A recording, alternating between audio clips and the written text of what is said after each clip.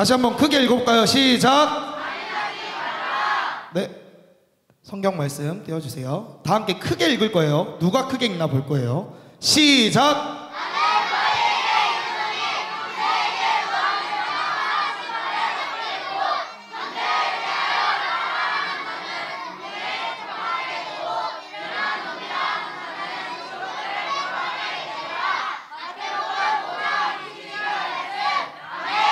아멘. 각 팀에게 100점씩 주겠습니다. 너무 잘했어요. 자, 십계명은 하나님께서 우리에게 직접 주신 명령입니다. 그 명령 가운데 6번째 계명은 살인하지 말라는 명령입니다. 네, 살인하지 말라. 살인은 하나님께서 주신 다른 사람의 생명을 빼앗는 무서운 죄입니다. 자, 살인이 어떤 죄라고요? 무서운 죄입니다. 하나님께서 세상을 창조하신 후 가장 먼저 살인죄를 저지른 사람은 가인입니다. 가인은 동생 아벨과 함께 하나님께 제사를 드리고 있었습니다. 그런데 하나님께서 가인의 제사는 받지 않으시고 아벨의 제사만 받으셨습니다. 가인은 하나님께서 정한 법대로 하나님께 제사를 드리지 않았기 때문입니다.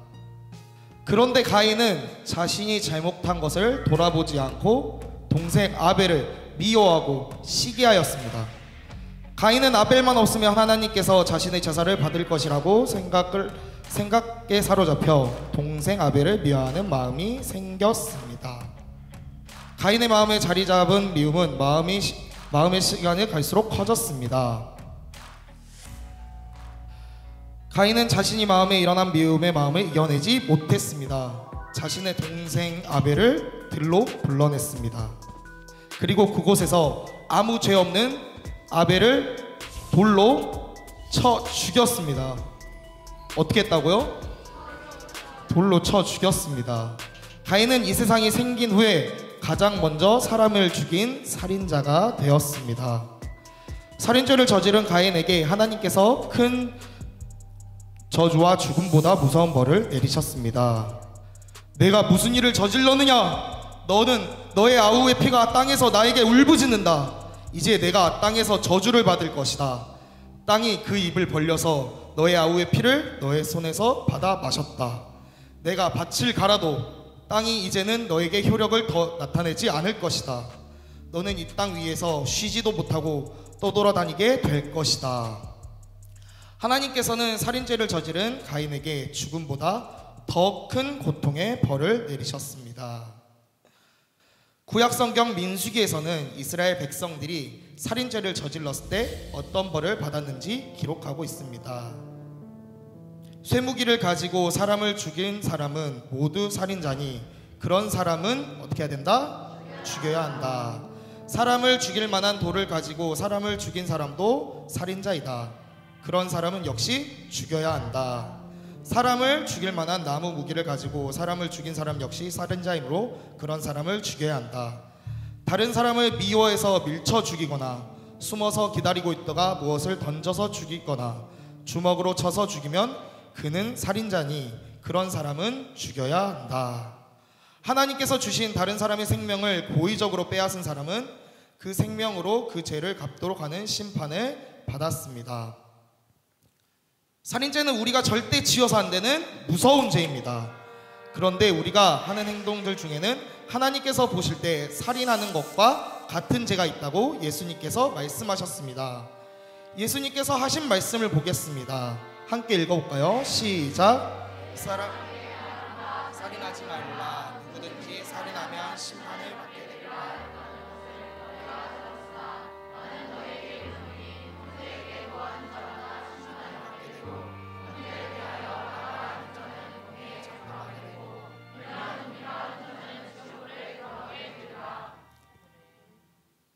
첫 번째로 예수님께서는 다른 사람에 대하여 노하는 사람은 살인죄를 저지른 것과 같다고 말씀하십니다. 다른 사람에 대하여 노하는 것은 어떤 사람에 대하여 특별히 미워하는 마음을 계속 가지고 있는 것을 말합니다. 그 사람을 생각만 해도 화가 나고 눈앞에서 사라졌으면 좋겠다는 생각을 갖는 행동을 말합니다.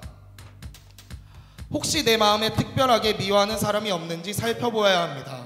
혹 그런 마음이 있다면 그 미움의 마음은 곧 살인죄와 같은 무서운 죄라고 하신 예수님의 말씀을 기억해야 합니다. 하나님께 그 마음을 없애달라고 기도하여서 미움을 이겨내야 합니다. 예수님께서 살인죄와 같다고 하신 두 번째 말씀은 나아가라 하거나 미련한 놈, 모래라고 말하는 자라고 말씀하십니다. 예수님께서 말씀하신 것은 유대 사회에서 사용하는 두 가지 심한 욕설 라가와 모래를 의미합니다. 라가라는 말은 바보, 멍청이와 같은 뜻을 가지는 욕설입니다. 미련한 놈이라고 번역한 모래는 라가보다 더 심한 욕설인데 하나님을 인정하지 않는 사람이라는 뜻입니다. 다른 사람에게 심한 욕을 하는 것은 그 사람에 대한 미움의 마음이 가득 찼을 때 하는 행동입니다. 다른 사람에게 심한 욕설을 하는 것은 하나님께서 그 사람에게 주신 인격을 죽이는 행동과 같은 것입니다. 예수님께서 이건 역시 하나님께서 보실 때에는 살인죄와 같은 것이라고 말씀해 주셨습니다. 그 죄를 회개하지 않으면 지옥불에 던져지게 될 것이라고 말씀하십니다. 우리 친구들 혹시 습관적으로 욕할 때 있지 않나요? 내가 화가 나서라든가 안 그럼 친구들에게 장난으로 우리 흔히 욕하는 욕설 뭐 개가 들어가거나 뭐 병이 들어가거나 앞에 시로 시작하는 그런 욕설들을 왜 다 모른 척 하시죠? 저만 욕하는 사람이군요. 우리 새로운 예마본 교회 친구들과 선생님들은 너무 순수해서 그런 것들을 잘 모르시는군요. 그런가요? 자, 그렇게 장난으로든 화가 나서로든 그렇게 욕설하면 예수님께서는 뭐라고 하셨죠? 그것도 살인죄라고 말씀하십니다. 우리는 항상 욕설을 하지 않도록 주의하고 만약 했으면 그걸로 끝이 아니라 하나님 앞에 전심으로 나아가 회개하는 우리 새로운 예마본 교회 친구들 되길 바랍니다. 우리는 나쁜 욕설로 살인죄를 범하는 사람이 되어서는 안 됩니다. 하나님께서는 우리가 말로 다른 사람들에게 희망을 주고 칭찬하는 말을 하기를 원하십니다. 우리는 다른 사람을 미워하는 마음으로 하는 욕설을 하지 않도록 늘 조심하여 행동해야 합니다. 이 말씀을 하신 후에 예수님께서는 하나님 앞에 바른 예배를 드리는 사람이 예배를 드리기 전 꼭 살펴야 하는 것이 무엇인지 말씀하셨습니다. 다른 사람의 마음을 아프게 하고 아무렇지 않게 예배 드리는 일은 하나님께서 기뻐하지 않으신다는 것도 말씀해 주셨습니다. 함께 말씀 읽어볼까요? 시작! 그러므로 예물을 제단에 드리려다가 거기서 내 형제에게 원망을 들을 만한 일이 있는 것이 생각나거든 예물을 제단 앞에 두고 먼저 가서 형제와 화목하고 그 후에 와서 예물을 드리거라. 마태복음 5장 23절에서 24절 말씀. 아멘. 구원받은 우리는 하나님께 예배를 드리기 전에 다른 사람의 마음을 아프게 한 일이나 원망 들을 만한 일이 있는지 한번 살펴보아야 합니다. 잘못한 일이 기억나면 예배하기 전에 먼저 그 사람에게 잘못한 부분에 대하여 화해하고 예배를 드려야 하나님께서 기뻐 받으시는 예배가 됩니다. 예수님께서 살인하지 말라는 6번째 6계명을 가진 참된 뜻이 무엇인지 말씀해 주셨습니다. 사람이 생명을 빼앗는 무서운 죄만이 의미하는 것이 아니라고 가르쳐 주셨습니다. 우리는 구원받은 하나님의 자녀로 예수님께서 말씀하신 뜻을 깊게 새기며 행동해야 합니다. 하나님의 형상을 지음받은 다른 사람을 지속적으로 미워하는 마음이 생기지 않도록 조심해야 합니다. 또한 다른 사람의 인격을 무시하는 욕설을 하는 일을 하지 말아야 합니다. 아멘.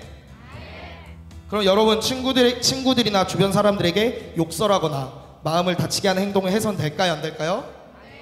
안 되죠. 기도하겠습니다. 하나님, 이 시간 살인하지 말라는 계명의 참된 뜻을 배웠습니다. 우리가 다른 사람을 미워하여 욕설로 하나님께서 주신 그 사람의 인격을 죽이는 죄를 짓고 있진 않은지 우리 자신들의 삶을 돌아보길 원합니다. 만약 그렇게 해야겠다면 이 시간 하나님 앞에 전심으로 나와 죄를 회개하며 다시는 하지 않도록 결단하기 원합니다. 우리가 구원받은 하나님의 자녀임을 기억하며 다른 사람을 미워하는 것이 아닌 사랑으로 품고 용서하며 욕설이 아닌 사랑과 존중의 말을 하며 가지고 사는 우리 새로운 예마봉 교회 친구들과 선생님들 되기 원합니다. 항상 우리를 위해 힘써 주시는 예수님의 이름으로 기도드립니다.